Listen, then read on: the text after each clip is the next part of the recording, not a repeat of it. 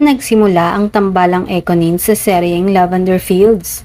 Pero bago pa ito magsimula ay spotted na ng maraming beses ang kanilang pagdidate na hindi naman nila itinago. Inamin din ito ni Jericho Rosales nang matanong siya sa isang MediaCon.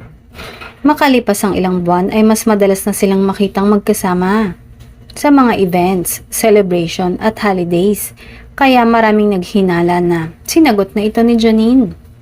Lumipas pa ang ilang buwan ay nagpo-post na sila ng kanilang mga ganap together, lalo na kapag out of the country or bonding with family and friends.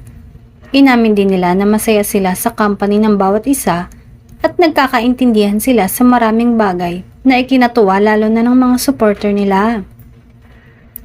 Hindi din nagtagal ay nagkaroon na nga sila ng pakonti-konting pag-amin sa kanilang relasyon sa pamamagitan din ng social media. Suportado at masaya din sila sa mga achievements ng bawat isa. Hindi natin maitatangging going well ang kanilang relasyon, lalo na't hindi sila nawawalan ng oras para magkaroon ng bonding ng silang dalawa lang.